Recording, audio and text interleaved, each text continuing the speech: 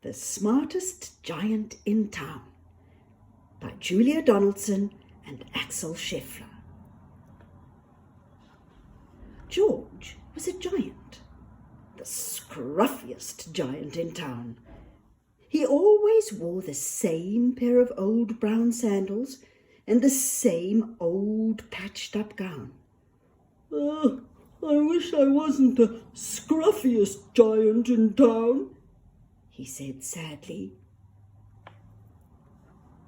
But one day George noticed a new shop. It was full of smart clothes. So he bought a smart shirt, a smart pair of trousers, a smart belt, a smart stripy tie, some smart socks with diamonds up the sides, and a pair of shiny shoes. "Now I'm the smartest giant in town," he said proudly. George left his old clothes behind in the shop. He was about to go home when he heard a sound. On the pavement stood a giraffe who was sniffing sadly. "What's the matter?" asked George. It's my neck," said the giraffe. "It's so very long and so very cold. I wish I had a long, warm scarf." "Oh, cheer up," said George, and he took off his stripy tie. "Oh, it didn't match my socks anyway," he said, as he wound it round and round the giraffe's neck. "It made a wonderful scarf." "Thank you," said the giraffe. As George strode towards home, he sang to himself, "My tie is a scarf for a cold giraffe, but look me up and down, I'm the smartest giant in town." George came to a river. On a boat stood a goat who was bleating loudly. "Oh, what's the matter?" asked George. It's my sail," said the goat. "It blew away in a storm. Oh, I wish I had a strong new sail for my boat." "Cheer up," said George, and he took off his new white shirt.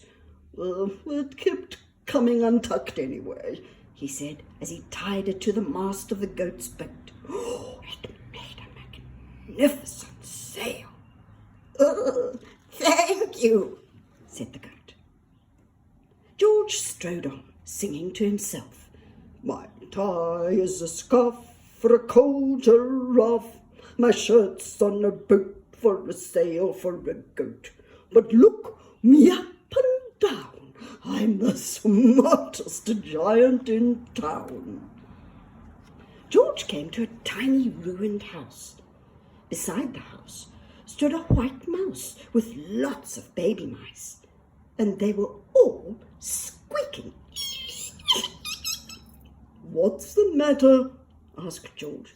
"It's our house," squeaked the mother mouse. "It burned down, and now we have nowhere to live. I wish we had a nice new house." "Cheer up," said George, and he took off one of his shiny shoes. It was giving me blisters anyway," he said, as the mouse and her babies scrambled inside. The shoe made a perfect home for them. "Thank you," they squeaked. George had to hop along the road now, but he didn't mind, and as he hopped he sang to himself. "My tie is a scarf for a cold giraffe, my shirt's on a boat as a sail for a goat, my shoe is a house for a little white mouse, but look me up and down, I'm the smartest giant in town." George came to a campsite. Beside a tent stood a fox who was crying. What's the matter? Asked George. It's my sleeping bag, said the fox. I dropped it in a puddle. Oh, I wish I had a warm, dry sleeping bag. Oh, cheer up, said George, and he took off one of his socks with diamonds up the side. It was tickling my toes anyway, he said as the fox snuggled into it. Oh, it made a very fine sleeping bag. Well, thank you, said the fox. George hopped on, singing to himself. My tie is a scarf for a cold giraffe. My shirt's on a boat as a sail for a goat. My shoe is a house for a little white mouse. One of my socks is a bed for a fox. But look me up and down, I'm the smartest giant in town. George came to a big squelchy bog. Beside the bog stood a dog who was howling. Oh! What's the matter? Asked George. It's this bog, said the dog. I need to get across, but I keep getting stuck in the mud. I wish there was a safe, dry path. Cheer up, said George, and he took off his smart new belt. It was squashing my tummy anyway, he said, as he laid it down over the bog. Oh, it made an excellent path. Thank you, said the dog.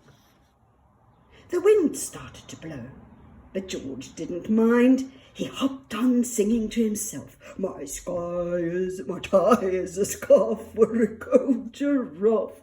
My shirt's on a boat as a sail for a goat.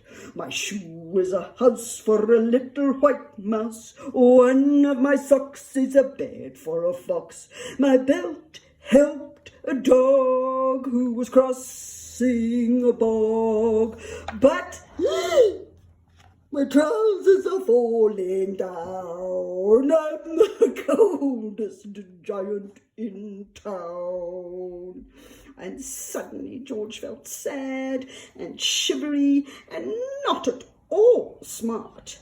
He stood on one foot and thought, I'll have to go back to the shop and buy some more clothes, he decided. He turned round and hopped all the way back to the shop. But when he got there, it was closed. Oh, no, cried George, and he sank down onto the doorstep, and a tear ran down his nose. Oh, he felt as sad as all the animals he had met on his way home. Then, out of the corner of his eye, he saw a bag with something familiar poking out of the top. Oh, George took a closer look. Oh, my gown! He yelled. Oh, my dear old gown, eh? Oh, and sandals. George put them on, and they felt wonderfully comfortable. Oh, I'm the cosiest giant in town, yeah, he cried, and he danced back home along the road.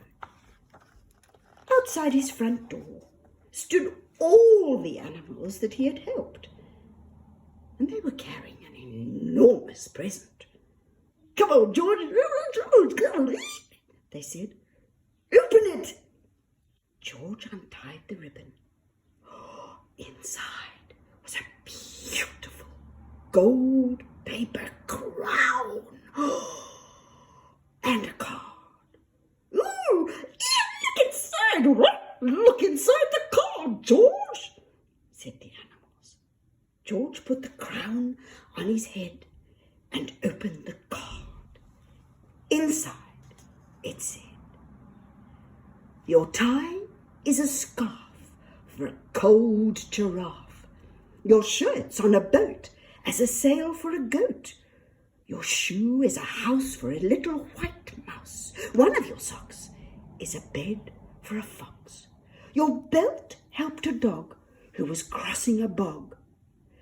So here is a very fine crown to go with the sandals and gown of the kindest giant in